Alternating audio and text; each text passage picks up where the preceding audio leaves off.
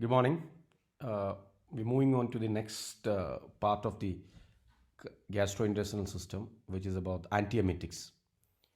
Antiemetics, emesis is a reflexive or the protective mechanism inside the body, and which protect the GI or the whole body from the toxic substances ingested. So usually, this is like we have various group of tracks.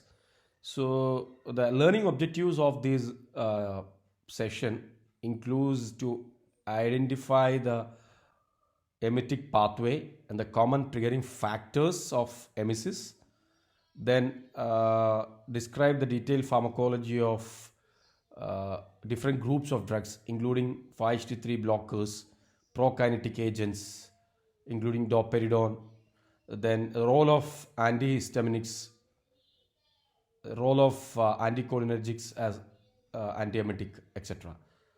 And we'll be discussing about the adverse effects and the drug-drug interaction of each group of these drugs. So this is the overall learning objective. So as we know,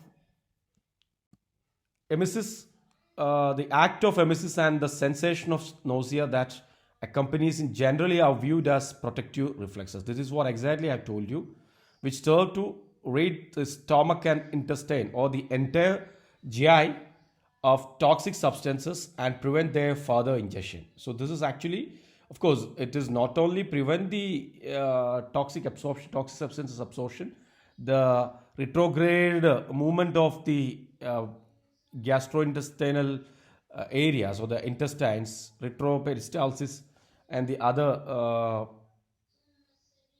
opening of the sphincter and the contraction of the sphincter altogether prevent the further ingestion of the toxic substances.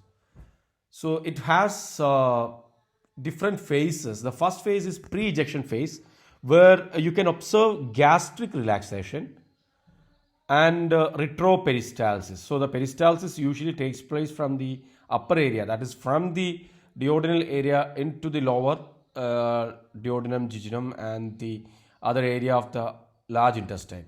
But retroperistalsis is in the opposite direction. Okay. Then second phase is retching, which is a rhythmic action of respiratory muscles, which is just before the vomiting and consisting of contraction of abdominal and intercostal muscles and diaphragm against a closed glottis. So this is what happened. You might have experienced all these retching. It is actually respiratory muscle contraction will be the action, contraction of the abdominal and intercostal muscles. So the respiratory muscles, including intercostal muscles and the abdominal muscles, get contracted, which helps to ooze out or squeeze out the gastric content. And third phase, ejection, which includes intense contraction of the abdominal muscles and relaxation of the upper esophageal sphincter. So usually, the upper esophageal sphincter or the esophageal sphincter does not allow the movement of food items or the gastric contents out of the stomach, because it is highly, even if you're in an inverted position, it won't come out in normal cases. But patients with GERD and other anatomical complications may have a possibility to come out. But this is the only physiological state where the esophageal sphincter get open and allow the movement of the substances in a retrograde manner. So this is actually shows the centers involved in the emesis, the act of vomiting. So you can see here the squeezing of the stomach, okay, relaxation of lower esophageal sphincter. Then of course a contraction of diaphragm and abdominal muscles already seen, increased abdominal pressure. Respiratory process will be stopped in between, and that will help to come out the gastric content through the esophagus and through the mouth and out of the GI system. So this is actually the emesis. You have seen that glottis will be closure, Now, the higher centers involve hypothalamus, cerebellum, labyrinth, area of posterna. Okay, and then in between there is a relay center is called CTZ. So this is the relay center CTZ, chemoreceptor trigger zone, which contain various receptors including histamine receptors, muscarinic receptors, 5-HT receptors, dopamine receptors, neurokine receptors, etc. So these stimulation of these receptors are involved in the relay of impulses from various areas of the body, which include your vestibular apparatus, from your stomach, and from other area of the body. So that will send impulse to cortex, thalamus, hypothalamus. Okay, so all these areas where the emesis perceived in detail, and that will send impulse back to the previously mentioned system, which including your respiratory muscles, abdominal muscles, and the stomach contraction, diaphragm, etc. So here this is again, that's the act. It includes a lot of a system. That is what actually which takes place here. Now,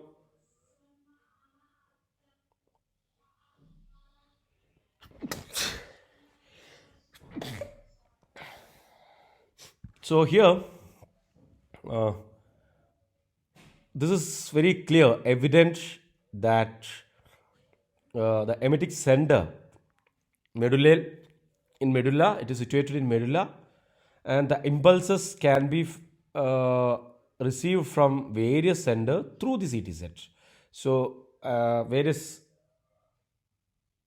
recalls, various recalls, an obnoxious events recalls, some stinging smell, the seasickness associated with the motion, which is sensed in the vestibular apparatus of the ear, and many other aspects can induce emesis. So all these have different pathways, and all these pathways go through the CTZ, from CTZ to the higher sender, and it will be perceived, and the impulse back will be sent, and emesis will take place.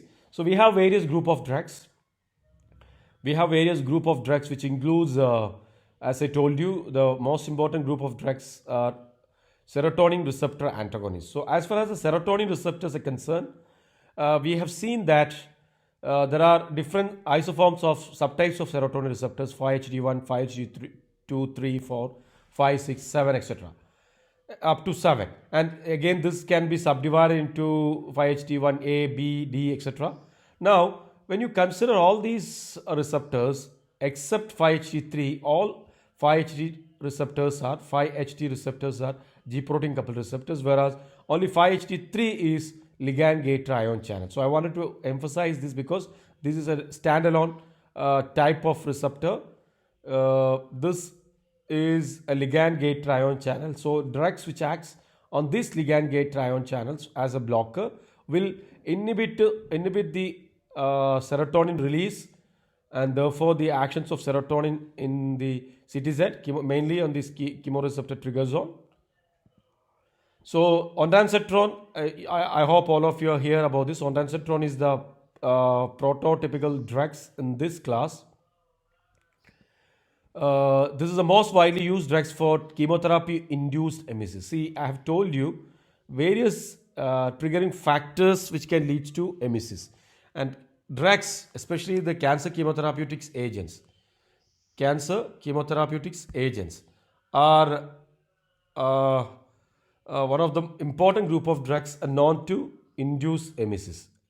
So this is wonderful drug for that. And other agents including this groups includes granisetron, dolasetron, polanesetron, one N is missing here, and tropisetron. So these are the other members of this group. Let's see the individual drug. Ondansetron, all are 5-HT3 antagonists, and the TF is mentioned here 3.9 hours, whereas when you come to polanesetron, see, this will have 40 hours of TF. The potency is also very high, 0.25 milligram is enough. So this is what happened when you compare the pharmacokinetic features and the Mechanism is same for all the agents, all inhibit 5-HT3 receptors. Now, as far as the pharmacokinetics, its effect can be persist even after disappearing from the circulation. And the reason, it is mainly it will have a tight binding with the receptor. The agents can tightly bind with the receptor, which is a 5-HT3 receptor. These agents are absorbed well from GI tract. So this is available both as parenterally and orally. And this is metabolized by liver cytochrome P450 enzyme, especially the CYP1A2, CYP2D6 and CYP3A4, followed by glucuronide sulfate conjugation. And the others are all these drugs are metabolized by the same group of drugs. Now let's see what are the clinical uses. This is the most effective in treating chemotherapy. As I told you, chemotherapy induces nausea, and in treating nausea secondary to upper abdominal irradiation, where all three agents appear to be equally efficacious. Which are the three agents? Granisetron, polonosetron. Okay, so all these drugs are very effective. It is effective against hyperemesis if pregnancy, but its safety, again, like we have better choices from the antihistaminics. And of course, it is not effective in motion sickness. And the reason, motion sickness were the impulses from the labyrinthine, the vestibular apparatus is mainly through the cholinergic pathway. So it doesn't deal or interact with the cholinergic pathway. It's only the 5-HT receptor blocker. So only those drugs which interact, especially the anticholinergic drugs like, as we discussed along with anticholinergics like hyoscine or scopolamine, is used, and some antihistaminics which has got, especially the first generation antihistaminics has got anticholinergic properties, are also used for this motion sickness related problem. It's available as tablets, oral solution and intravenous preparations for injection. So the selection of the preparations depend on the its therapeutic condition or therapeutic indication.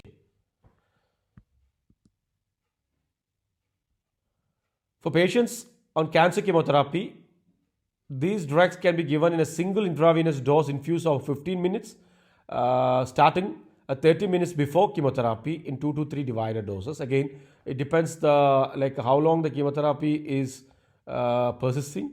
So the route, especially the duration, is the repeating the dose is determined by the duration of the cancer chemotherapy and its intensity to produce emesis. It can also be used intramuscularly, especially ondansetron only or orally. Ondansetron can be used intramuscularly also. Granisetron is available as a transdermal preparation, which is applied 24 to 48 hours before chemotherapy and up to 7 days. So transdermal patches are also available. Now let's see what are the adverse effects.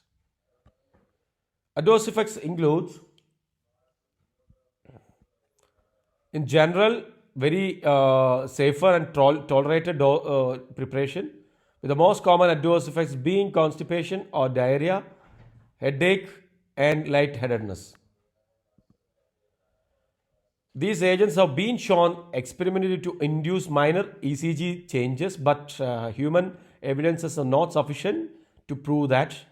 Okay, so as of now, we don't have a human evidences of ECG changes with the 5-HT blockers. So that's all about prokinetic. We'll continue in the second part. That's all about the first part, and thank you. Thank you for your